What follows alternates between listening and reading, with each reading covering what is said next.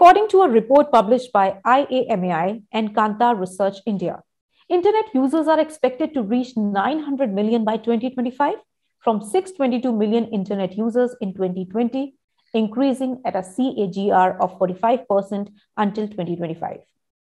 Bharat, which is already a significant constituent of the Internet population, will drive most of that growth, providing an opportunity to brands like never before. How can brands and businesses decode the opportunities that the digital Bharat offers? From bricks and mortar, e-commerce, edtech to fintech, Bharat presents scale, propensity to pay, the scope for innovation, and much more on a platter. The lucrative scale has already attracted global players and forced the local ones to innovate. This has exposed the loopholes in security, targeted marketing communications, and media planning. To delve more deeper into this and get the answers, we have a keynote address by Suresh Narayanan, Chairman and Managing Director, Nestle India Limited, on the topic of waking up to the Bharat reality. Welcome, Mr. Narayanan.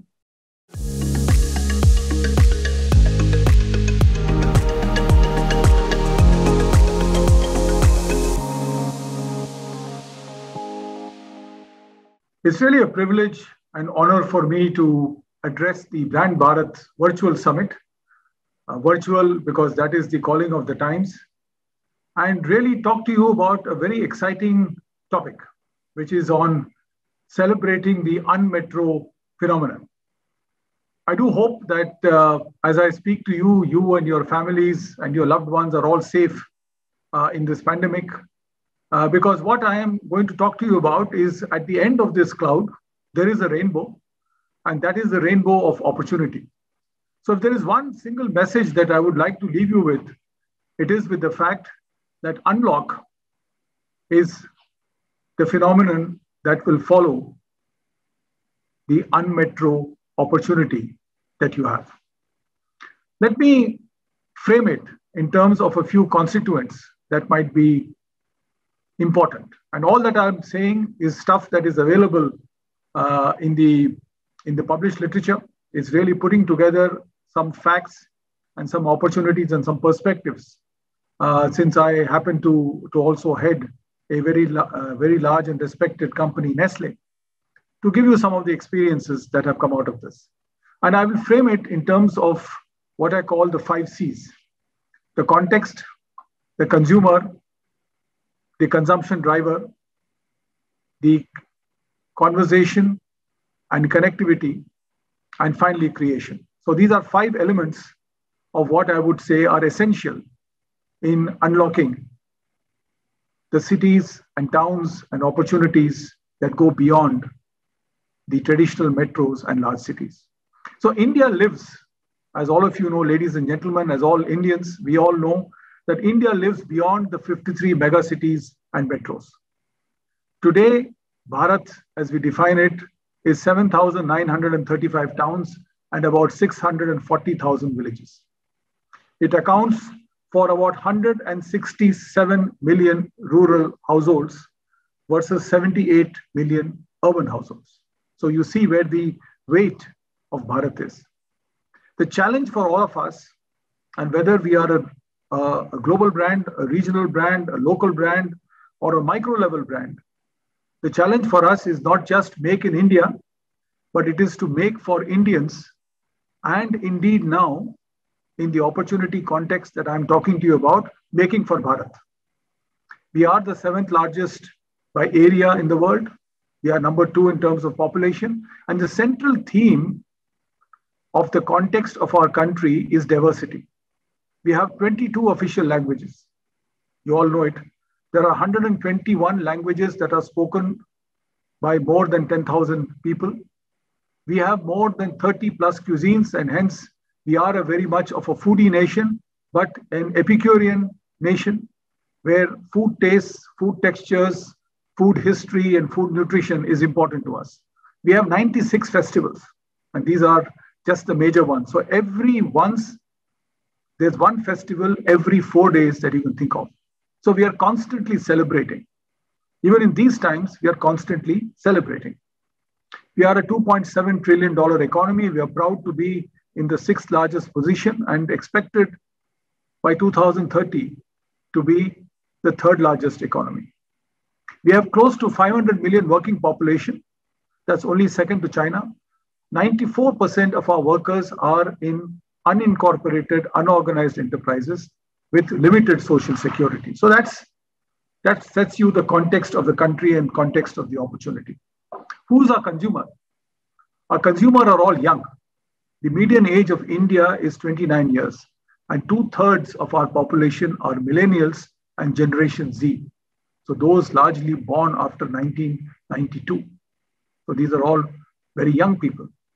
We add 12 million youngsters to the workforce every single year, and we have to find jobs for these youngsters.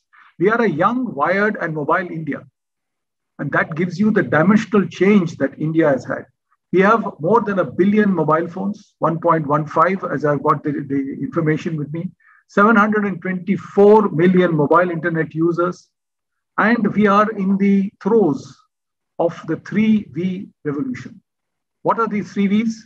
Video, voice, and vernacular.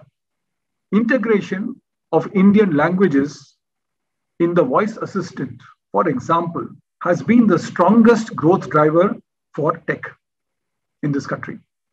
We are a multilingual India where voice searches are considered to be 3 times faster than typing. Indeed, Hindi searches have grown by about 400% year on year, and voice has grown by 270%. And remember, India is the biggest consumer of data because millions of Indians watch videos. It's very simple.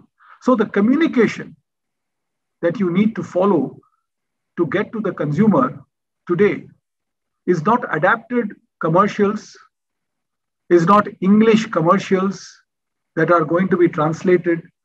It is going to be vernacular. Vernacular is the key to unlocking Bharat, and those who are able to bridge this aspiration to availability gap, as I call it, will be the ones who will be successful. Hearing the heartbeat of this India is going to be far more important in their language than in hearing it in their language and translating it into English and then making your own marketing plans about it. This is quite different from the time when I started my career as a young commercial professional many years ago. Consumption drivers, the third C. FMCG is India's 4th largest sector. And all of you, I believe, whether you're a young brand manager, a chief marketing officer, a CEO, a communications director, advertising professional, a digital professional, you are all in the consumer goods business or in the service business. And you should know that we are the 4th largest after IT, after banks, and after diversified companies. I said we live in small towns and rural India. For example, 5 states, UP, Bihar, West Bengal, Maharashtra, and Madhya Pradesh, constitute more than 50% of the rural population, while South and West are more urban. Education today has made big strides. I know in the last 2 years, it has taken a setback because of the necessity for virtual education and online education. Nevertheless, 40% of population in rural India has completed schooling till the 12th standard, and 18% of rural India are actually college educated.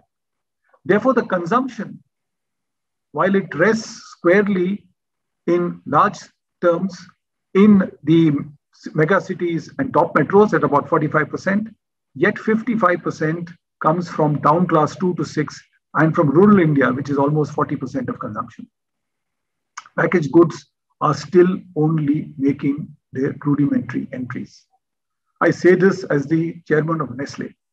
We've just started this journey because aspiring India is now looking at available products on the shelf that they can get, because this is the advertising, this is the communication that they're watching every single day. And yes, whether you're sitting in Gurugram or sitting in Delhi or indeed sitting in Hapur, you're watching similar stuff. So your aspirations are no different. Consumer choices are evolving, even in packaged goods. 70% of packaged goods is incidentally food, and the rest of it is, of course, toiletries, cosmetics, and other product categories. Consumer choice is, however, evolving quite distinctly. And post-pandemic would be probably very different from what it was even before. Trust, variety, new snacking opportunities, etc., are becoming important. Quality is becoming very important. Nutrition is being very important. Immunity and seeking immunity for self and the family is becoming a very important quest, not just for the large cities and the large city consumers, but also for the smaller cities and the small city consumers. E-commerce is making huge inroads. By any stretch, if you look at any e-commerce player in the market, you will notice there's significant buoyancy as far as small town and Bharat is concerned. In fact, that has been the lifeline for the growth that many of them have seen of very, very high degree and very high numbers because of this opportunity.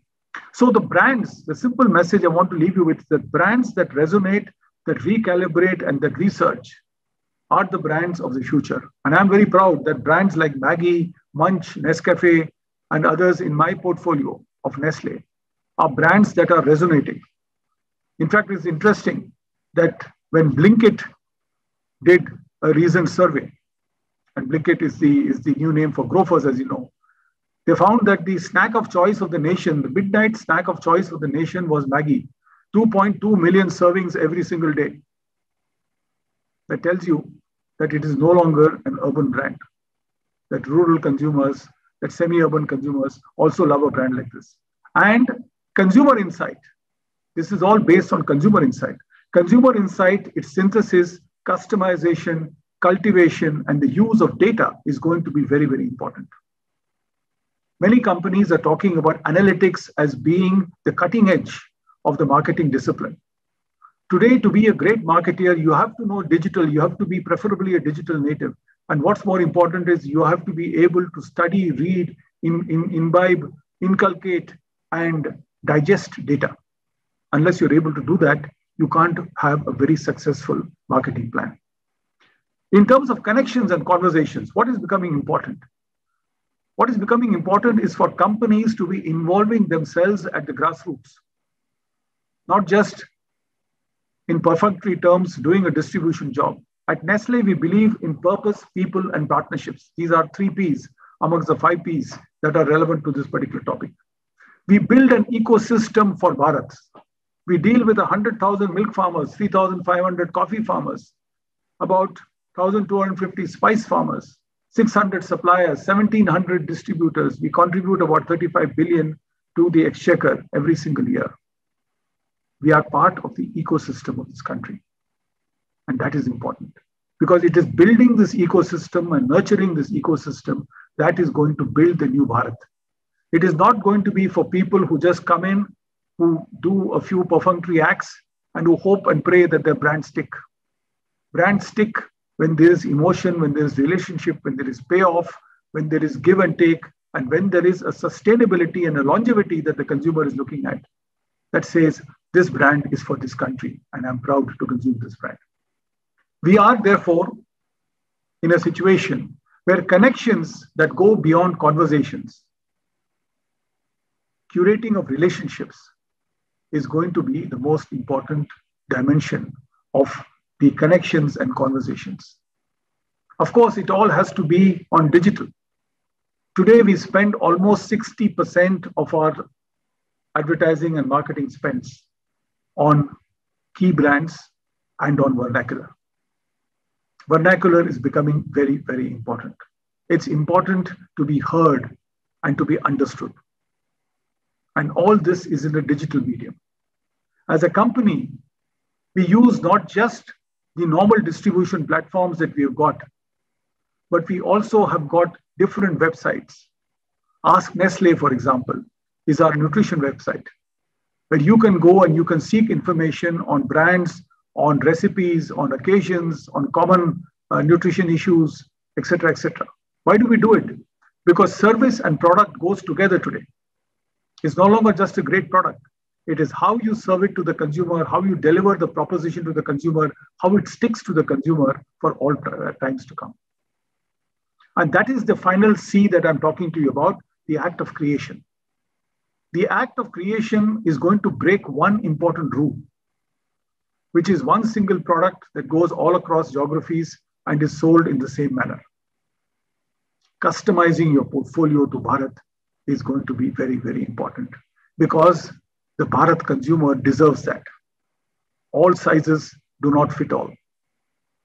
You have to customize the portfolio, customize the brands, customize the offering, customize the SKUs, customize the trade, customize every element of the service profile that you give. Customize, customize, customize. That's the only way in which you're going to be successful in a large, multifarious, exciting, and diverse India. It's not going to be we're painting every wall with the same brush and with the same paint. Different hues and different strokes for different folks. Number two, building infrastructure. This is the time to go along with what the government is doing so well of building infrastructure. Road infrastructure is one of the fastest growing sectors of infrastructure in this country. Participate in it. Those are the roads that are going to take your products across. A lot of target communication. We talked about it in the past sections, so I shall not repeat it. Activation on the ground. A product that is not sampled is not sold, especially in the food. I can talk about the food sector with some degree of authority. Your product has to be not only tasty, but efficacious, but sold in the context and activated by consumers in a context that is of their relevance. And that is really part of the challenge that you have. Today, we have many of our brands at Nestle, whether it is Maggi, it is Munch, it is Kit Kat, it is Nescafe, or it is Masala Magic. All of these are customized to geographies, geo-targeted, using the power of analytics. We have divided the country into 15 clusters, and this is analytically frameworked clusters based on consumption profiles, media profiles, buying profiles, and income profiles. All these elements put together make this model, and this model is then used because today you have the power of data in your hands. And this data is able to geo-target and avoid the wastage, or what we used to call in my time as a spray and pray model. Today, you're able to geo-target very well. And this is the exciting part of the marketing game. For you youngsters out there, the exciting part is to be able to target the consumer that you think is relevant to your brand and to get him or her to try your product through multiple channels, through multiple offerings. So there is, at the end of it all, ladies and gentlemen, there is a huge opportunity at the end of this rainbow of hard work. But it involves very hard work, and it involves, in some sense, getting back to the basics. And the basics, to repeat again, are the context, the consumer, the consumption drivers, the connectivity and conversations, and the creation of brands. I'm delighted that all of you are on this journey. This is going to be the most exciting journey that we will have as we recreate the consumption zing and momentum in this country. It will happen only when we unlock the unmetro phenomenon. Thank you very much for your patient listening, and have a great day ahead. And may you all be safe, and may all of you be secure wherever you are in whatever you do. Thank you very much.